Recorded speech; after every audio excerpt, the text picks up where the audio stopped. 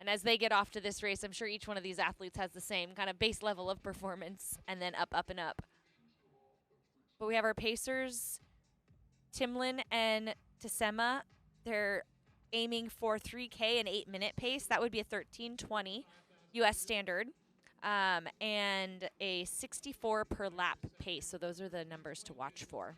So as you mentioned, the U.S. Championships qualifying standard is 13:20, and that is the pace that they're aiming for.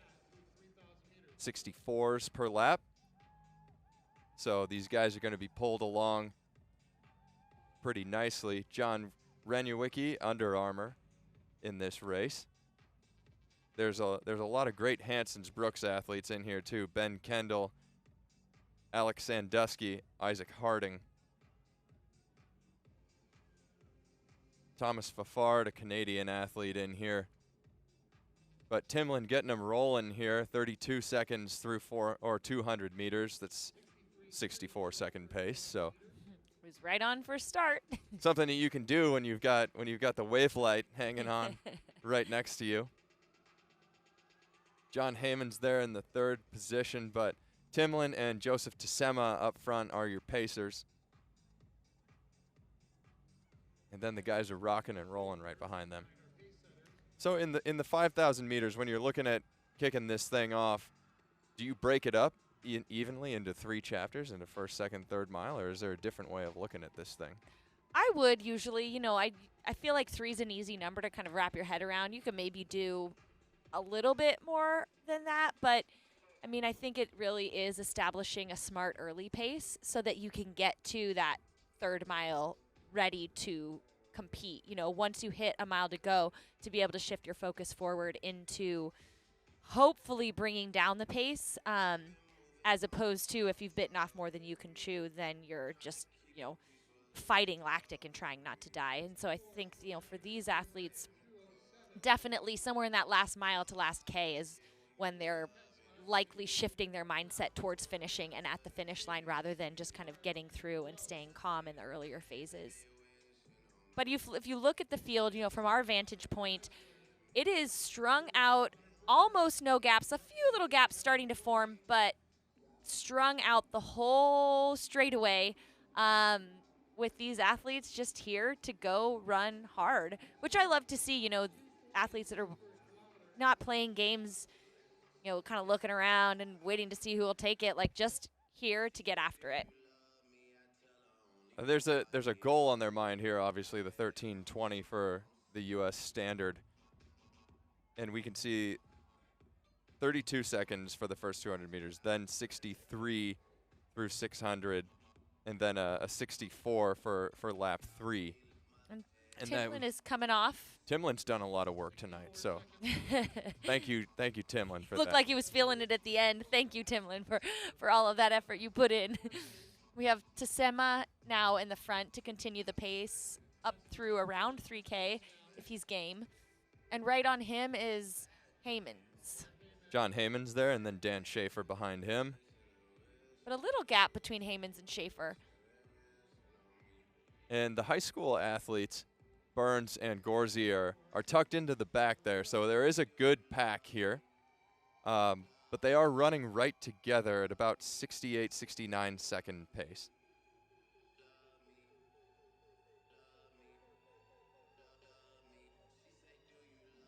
I believe. No, I'm sorry. They're running 65s. So it's hot. It's a hot pace. Hot pace. Remember the pace we said they were talking about for this 13:20 U.S. standard, 64 pace per lap. And so far at the front of the field, it's been if we ignore what the pacers are running, Schaefer 64, 64, 63, so right around that pace that they've set for themselves. They came through 1,600 meters there in 4:15 for Tsema at the front. Continuing to be strung out. A large pack at the front. 1, 2, 3, 4, 5, 6, plus the pacer all together. Still rolling here. Tsema at the front, driving the train. And then Heymans back there. That was another 64 for Tsema. He's doing an excellent job. Although I'm seeing now Schaefer falling off him a bit. Heymans now right on Schaefer. Just to remind you again, we've got the blue lights out front that are for the pacer to follow, and the green lights, which are exactly the pace that the athletes want to be on if they want to hit the target mark, which for this race is 13:20. And Tasema steps off, so it's every man for himself at this point. If they decide to work together, that's something for them to hash out. He made it about 2K, so now the remaining 3K is up for these athletes to make this race happen. And you got Schaefer there in second, gritting his teeth, looking over Heymans, and it's looking like he's making a pass, doing some work. Schaefer goes to the front, and we'll get a read on what this last lap was. We have Fafard, Rowe, and Reniewicki with that lead pack up there. So that was a 64.8 for that last lap, and we know what they want is 64 flats for that 13:20 pace. If that is what they want, if they want to slow it down and just go for the win, then that's up to them as well. But we've done a lot of talking going into these races too about what the time means, what splits mean, and what an individual like Schaefer going to the front. These splits just aren't just random things that show up on a paper. They're attributed to the athletes that make these moves and drive the race. And now Schaefer wants somebody else to help him out. He's going wide and waving his hand. So that's Jack Rowe coming in here to take the reins. And it appears that they are willing to work together somewhat to get this pace. You know, it's tough in the middle of the 5K sometimes. If you've really gotten yourself close to the edge, you can feel like you just won't be able to make it. And if you can get just past, sometimes you can get past that edge and actually feel a bit better. You know, when I was actually kind of surprised to see Schaefer pushing to the front. He looked a bit, I think it was Schaefer, he looked a bit like his face was showing the work that he was putting in. But, you know, now, or it'll be interesting to see if just sharing the lead, mixing it up, can kind of freshen up all of their legs so that they can, you know, get through to that racing end of the race. Well, Schaefer knows that he can trust Rowe now because Rowe went to the front, but can Rowe trust Schaefer? Yeah. To retake the lead if that's necessary. But Rowe moving out to see if he can, and we'll see if Schaefer does pull up, and they're sharing the duties here. And rolling at about 64 pace still, 64.3 for the lap preceding this, but through 3,000 meters here. In 8:02, that was a 64.5 with Schaefer at the front, and then Jack Rowe, and then John Reniewicki too. Or is that Heymans at the front? I'm sorry, that's Heymans. Yeah, I misspoke before as well. So Heymans and Rowe sharing the lead. And Heymans is the one who I misnamed, but has this, you know, you can see on his face the effort that he's putting in, and yet I love seeing him trading off leads because I really do think that can sometimes snap you out of your head. It never feels good, let's be honest. I mean, or maybe rarely you have those races where you just feel like, you know, you're floating on air, but most of the time it's just a grind, and to get through that middle portion with some help can really shift your focus from like internal to just execution. And they are working here. Jack Rowe back to the front, taking over for Heymans. I apologize. Yeah. Apologize to the Heymans and the Schaefer families. Heymans from Belgium. I believe we spoke to his coach earlier this evening, too. Yes, we did, actually. Yeah, they've been doing some great training in Flagstaff this year, and they've come down to do some racing here at Mount Sac. From outside of Leuven, and then Flag for about a month of training, and now coming on down to see how it translates. So Rowe at the front here with this nice shot, rounding the bend. Heymans in his pocket, working together. That last lap was a 63.8. So we'll see what they are at 3,800 meters, capping off lap 10 as they get to the top of the straight here. And John Reniewicki still in third, about 20 meters behind, it looks like. And here we go. Heymans back to the front. I think these guys are going to be sharing some beers together in the garden after this. I just really love to see this. I've had a 5K that played out this way, and it truly was a race that at first, before I started trading off the leads, wasn't sure how it was going to finish, and literally making that shift in execution can make all the difference. And I love to see these guys working together. I don't even know.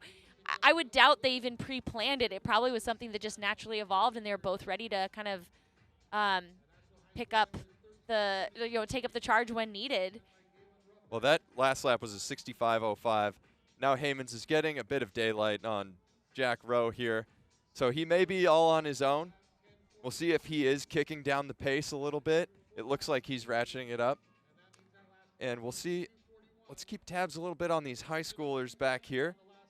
Through 3,000 meters a while back, both of them hit 8:13 and 8:14, about 66 flat average. So they're rolling 4:24 pace for 5,000 meters.